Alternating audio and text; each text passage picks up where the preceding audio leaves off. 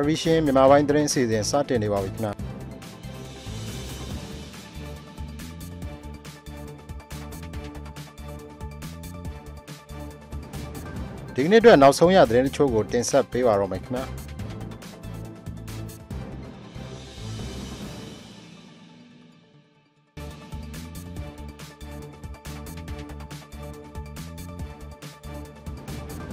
ရခိုင်ပြည်နယ်လူဝင်မှုကြီးကြပ်ရေးနဲ့အမျိုးသားမှတ်ပုံတင်ရေးဦးစီးဌာနဦးစီးမှုအပါအဝင်ခရိုင်လဝကဦးစီးမှုနဲ့တခြားအာဏာပိုင်တွေပါဝင်တဲ့အဖွဲ့တစ်ဖွဲ့ဟာဇူလိုင်လ12ရက်နေ့ကစစ်တွေမြို့နယ်တက်ကယ်ပြင်ကျေးရွာကိုရောက်ရှိလာကြပြီးတော့ရိုဟင်ဂျာလူထုခေါင်းဆောင်တချို့နဲ့ဒေသခံရိုဟင်ဂျာတချို့ကိုတက်ကယ်ပြင်အစိုးရအလဲတန်းကျောင်းမှာခေါ်ယူတွေ့ဆုံပြီးတော့အခုလက်ရှိအစိုးရကထုတ်ပေးဖို့လှုံ့ဆော်နေတဲ့အစိမ်းရောင်ကတ်နဲ့ပတ်သက်ပြီးတော့ရှင်းလင်းပွဲတစ်ရက်ပြုလုပ်ခဲ့ပါတယ်အဲ့ဒီတွေးဆုံပွဲမှာလဝကဦးစီးမှုတွေပြောတာကသူတို့အာဏာပိုင်တွေပြောဆိုတဲ့အတိုင်းဒေသခံတွေအနေနဲ့လိုက်နာရမှာဖြစ်တဲ့အကြောင်းတုံ့ပြန်ခွင့်လည်းမရှိသလိုပြန်လည်ပြောဆိုဆွေးနွေးခွင့်လည်းမရှိဘူးလို့ပြောဆိုခဲ့တဲ့အကြောင်းအဲ့ဒီတွေးဆုံပွဲကိုတက်ရောက်ခဲ့သူတို့ကပြောပါတယ်လက်ရှိယာယီတပ်သိခံလက်မှတ်တွေအနှံပြီးတဲ့နောက်ထုတ်ပေးထားတဲ့လက်ခံပြေစာစာရွက်တွေဟာလည်းခေတ္တယာယီအတွက်သာထုတ်ပေးထားတာဖြစ်လို့နောက်ဆိုရင်ဘာမှအရာရောက်တော့မှာမဟုတ်သလိုဘာအခွင့်အရေးမှလည်းရမှာမဟုတ်တော့တာကြောင့်နိုင်ငံတော်အစိုးရကအခုအသစ်ထုတ်ပေးနေတဲ့ဒီအစိမ်းရောင်ကတ်တွေကိုလက်ခံကြဖို့ကိုလည်းတိုက်တွန်းခဲ့ကြတယ်လို့သိရပါတယ်တကယ်လို့အဲ့ဒီအစိမ်းရောင်ကတ်တွေလက်ခံမယ်ဆိုလို့ရှိရင်နိုင်ငံသားဖြစ်မဲ့အခွင့်အရေးတွေရှိမယ်လို့အာဏာပိုင်တွေဘက်ကစီးရုံးပြောဆိုခဲ့သလို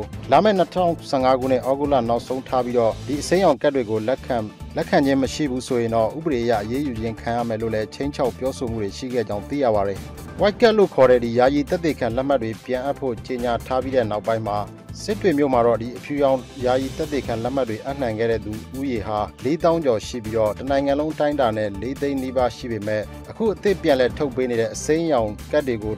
ထုတ်ယူသူတွေကတော့1600လောက်ပဲရှိတယ်လို့လူဝင်မှုကြီးကြပ်ရေးနဲ့အမျိုးသားမှတ်ပုံတင်ရေးဦးစီးဌာနအရာရှိတွေကိုကိုးကားပြီးတော့သတင်းတွေမှာဖော်ပြပါတယ်ဒေသခံတွေကတော့သူတို့တွေဟာဒီရခိုင်ဒေသမှာဘိုးစဉ်ပေါင်းဆက်နေထိုင်လာခဲ့ကြတာဖြစ်ပြီးသူတို့ရဲ့ဒီမှတ်တမ်းမှတ်ရအပြည့်အစုံတွေဟာလည်းလဝကအာဏာပိုင်တွေထံမှအစဉ်ဆက်ရှိခဲ့တဲ့အကြောင်းသူတို့တွေဟာဒီအစိုးရကပြောဆိုနေသလိုတစ်ဖက်နိုင်ငံကဝင်ရောက်လာသူတွေမဟုတ်တာကြောင့်နိုင်ငံသားအစီအစဉ်ခံဖို့မလိုဘူးလို့လည်းယူဆထားကြပြီးအခုလိုအစိုးရကနိုင်ငံသားအဖြစ်အစီအစဉ်ခံယူဖို့လှုံ့ဆော်နေတာတွေကိုလည်းလက်ခံမှာမဟုတ်ဘူးလို့ပြောဆိုမှုတွေရှိနေကြောင်းသိရပါတယ်ခင်ဗျ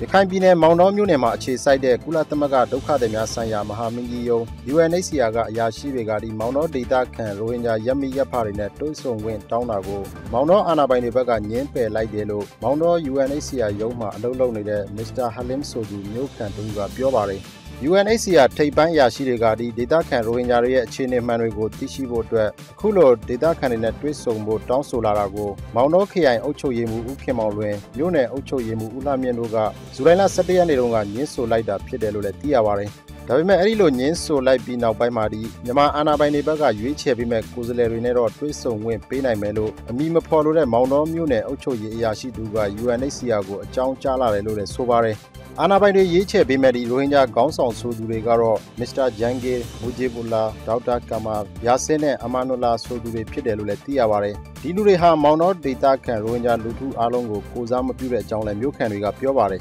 ရိုဟင်ဂျာအရေးလှုပ်ရှားသူတွေကတော့ဒီအခုလိုအာဏာပိုင်တွေဘက်ကကန့်သတ်မှုတွေလှုပ်ဆောင်နေတာဟာရိုဟင်ဂျာလူထုရဲ့အခြေအနေမှန်တွေကိုကုလသမဂ္ဂလိုနိုင်ငံတကာအဖွဲ့အစည်းတွေကသိရှိသွားမှာကိုမလိုလားလို့ဆိုတဲ့သုံးသပ်ပြောဆိုမှုတွေလည်းရှိနေကြောင်းသိရပါတယ်ခင်ဗျာအစ္စလမ်ဘာသာဝင်တွေရဲ့ဒီဝါကျွတ်အစ်ပွဲတော်နီးကပ်လာနေချိန်မှာဒီရခိုင်ပြည်နယ်ဘူးတီတောင်မြို့နယ်အတွင်းရခိုင်အစွန်းရောက်တချို့ကဒီဒေသခံရိုဟင်ဂျာတွေပေါ်အကြောင်းမျိုးနဲ့ရန်စတာတွေပြုလုပ်နေပြီးတော့ပြိပခလိုမျိုးဖန်တီးဖို့ကြိုးစားမှုတွေရှိနေကြောင်းဒေသခံတွေကပြောပါတယ်အခုအခါမှာဒီအစ္စလမ်ဘာသာဝင်တွေရဲ့ဥပုသ်လကုံဆုံးတော့မှာဖြစ်ပြီးတော့အစ်ပွဲတော်နီးကပ်လာတာကြောင့်နေရာတိုင်းလိုမှာဈေးတယ်ဈေးဝယ်တွေနဲ့စီကားလျက်ရှိနေတာကိုအခွင့်ကောင်းယူပြီးတော့ရခိုင်အစွန်းရောက်တချို့ကဒီဘူးတီတောင်မြို့နယ်အတွင်းမြို့မဈေးထဲမှာဈေးဝယ်ပို့လာရောက်ကြတဲ့ရိုဟင်ဂျာလူအုပ်ထဲကိုဝင်ရောက်ပြီးတော့အမျိုးမျိုးနှောက်ယှက်မှုတွေဆဲဆိုမှုတွေဒီကိုနဲ့ဝင်တိုက်တာတွေပစ္စည်းလူရက်တာတွေအမျိုးမျိုးပြုလုပ်နေတဲ့အကြောင်းဒေသခံတွေကပြောပါတယ်ခုလိုအမျိုးမျိုးရန်စပြီးတော့ပြဿနာဖန်တီးဖို့ကြိုးစားနေတဲ့အစွန်းရောက်တွေဟာသူတို့တခါမှဘူးတီတောင်မြို့ပေါ်မှာတခါမှမမြင်ဘူးတဲ့ဒဇိမ်းတွေဖြစ်တယ်လို့လည်းမြို့ခံတွေကပြောပါတယ်ဒေသတွင်းမှာအခုရက်ပိုင်းအတွင်းတွေ့မြင်နေရတဲ့ဒီဒဇိမ်းတွေဟာမြို့ပေါ်မှာစိုက်ကယ်တွေကားတွေနဲ့သွာလာနေကြပြီးတော့သူတို့တွေရဲ့ပြောဆိုဆက်ဆံပုံတွေဟာလည်းမြို့ခံလူတွေနဲ့မတူဘဲနဲ့လုံကိုပဲရိုင်းဆိုင်ကြတယ်လို့လည်းဆိုပါတယ် တစ်ချိန်တည်းမှာပဲဒီမကြာသေးခင်ရက်တွေကမောင်တော်ခရိုင်အာဏာပိုင်တွေကဒေသခံရိုဟင်ဂျာတွေရဲ့လက်ဝယ်မှာရှိတဲ့ဒုတ်တာစားတဲ့လူကိုအန်ဒီရဲကိုပြုစေနိုင်တဲ့လက်နက်တွေအနှံကြဖို့ကြေညာထားတာကိုထောက်ရှုခြင်းအဖြစ်ရခိုင်အစွန်းရောက်တွေနဲ့အာဏာပိုင်တချို့ပူးပေါင်းပြီးတော့ပြဿနာတစ်ခုခုဖန်တီးဖို့စီစဉ်ထားတယ်လို့ယူဆနိုင်ကြောင်းလည်းဒေသခံတွေကပြောကြပါတယ်ခင်ဗျာ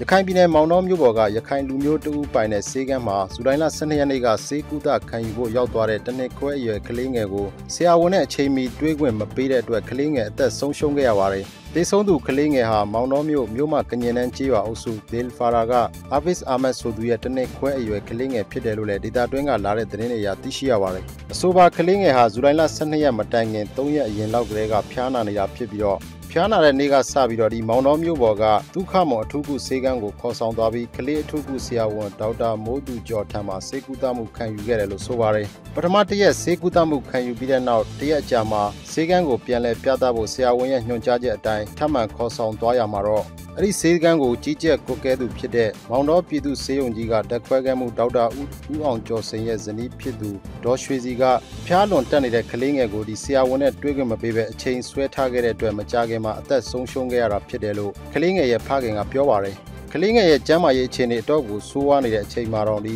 ဖခင်ဖြစ်သူကဆရာဝန်နဲ့အမြန်ဆုံးတွေ့ခွင့်ပေးဖို့ဆေးကမ်းပိုင်ရှင်ဖြစ်တဲ့ဒီဒေါ်ရွှေစီထံကိုအချိန်ချင်းတောင်းပန်ပြီးပြောဆိုခဲ့ပေမဲ့လည်းတွေ့ခွင့်မပေးခဲ့တဲ့အပြင်ဒီလူမျိုးရေးခွဲခြားနှိမ့်ချစော်ကားမှုတွေပြုလုပ်ခဲ့တယ်လို့လည်းကလေးငယ်ရဲ့ဖခင်ကပြောပါတယ်အဲ့ဒီကလေးငယ်ဆေးကမ်းကိုရောက်ရှိပြီးတော့ဒီအချိန်မီဆရာဝန်နဲ့မတွေ့လိုက်ရပဲတည်ဆုံးသွားတာကိုကလေးအထူးကုဆရာဝန်ဖြစ်တဲ့ဒေါက်တာမိုးသူကျော်ကနောက်မှသိရှိခဲ့ရတယ်လို့လည်းဆိုပါတယ်။မောင်တော်မျိုးပေါ်ကအဲ့ဒီဒုက္ခ